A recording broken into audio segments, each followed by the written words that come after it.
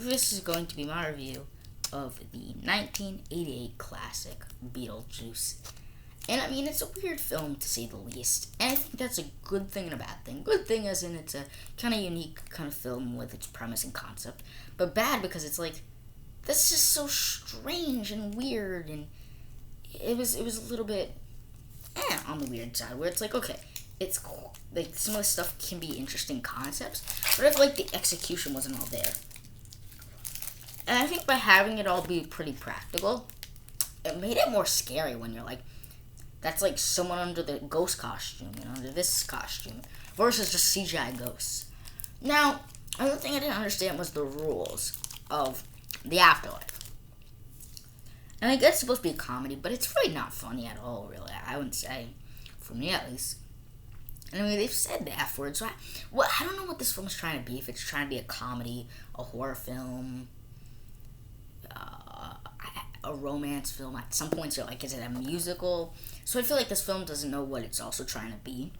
But anyways, back on the idea of the rules.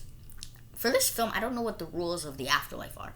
Because at first you're like, okay, humans cannot see the afterlife, the recently deceased, as ghosts. Then they figure out, oh yeah, but if we believe in the afterlife, then we can see you. And then then they can haunt people. And then now everybody can see them. And then they can change forms. Then they can... It was just so confusing, as in, can they touch you? Can they talk to you? Can you see them? Then they do see them. Then the whole stuff with the ritual at the end was very weird. So I didn't know, like, the rules of the afterlife. You know what I mean? That was very... Yeah, I didn't understand that. And I think that's because I think exploring the afterlife was such a big part of the film that I feel like the lack of exploring it and really detailing it was telling, and also part of the film that was evidently not there.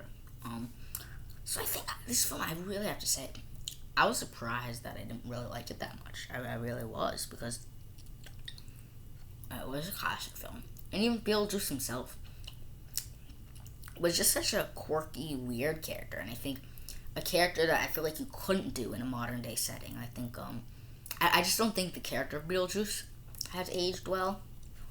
I also don't think this film has aged well that much, because I mean, towards the end when the girl's doing the musical number, you could literally see the wires.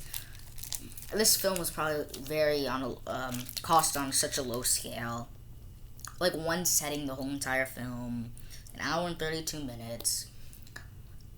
And I would like to think I had fun with it, but I really didn't. I didn't care for the characters. The rules of the universe was weird, but like, you didn't understand what the afterlife could do, so it made no impact. The whole movie barely had any impact. Because I'm like, what are we gonna do to get them out of the house? And you're like, scare them away. Try doing something to scare them away. But as an audience member, you don't know what they can do, because the rules are not that established as far as what you can and can't do. And the funny thing about this film is Beetlejuice is in it for very little screen time.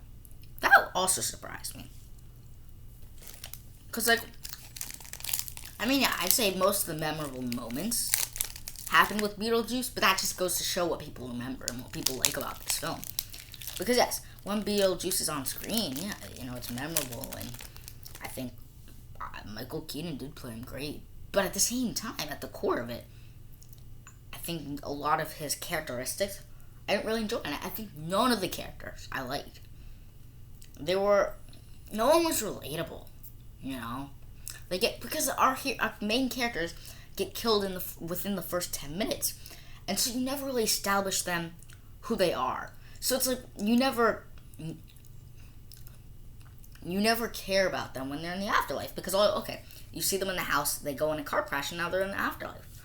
And I think if this film dedicated more screen time to really developing their characters, so that you actually feel emotional weight when they go to the afterlife, but because they just jump to the afterlife, all the stuff they can do in the afterlife, you can't relate to that. But you also never get a chance to really establish these characters as human beings. Either. Like I said, the rules were weird. You have to say Beetlejuice 3 times, but yeah, he's still there, even if you don't. So I don't know. It was very weird. It was a very quirky film, and just so happened that I was a bit disappointed because everybody talks about how great and classical this is and how amazing it is, but I'm not gonna say it's overrated. It's just my opinion that I didn't really like it. Another thing is his name is Beetlejuice, but it's spelled like with a G.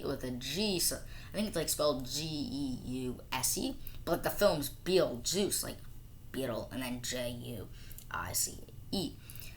I don't know why I changed it. I don't know. Maybe because it's like I don't know. I don't know why they changed that. But again, I can point out so many scenes where the logic or lack of logic is very present, because I feel like this film keeps on contradicting themselves, and the people that bought the house are so unlikable and so not human. Okay, you figure out ghosts are in your house. The first thing you do, you want to become friends with them and exploit them. It just that type of stuff never made sense. I think the characters are so unrealistic. No character. As soon as you see that Beetlejuice in action, that first time Beetlejuice was in the house, there's no way you're staying at that house. And so I feel like, okay, your first reaction to figuring out there's ghosts in your house. Let's show the ghost off. I think these characters acted so non-human and so much dedicated to the plot, and more than the plot, just dedicated to the fact that we have to move the story forward. We have to do something else. We have to do this and that. And I don't know. There's something about that for me, Beetlejuice didn't work on the level I thought maybe it could.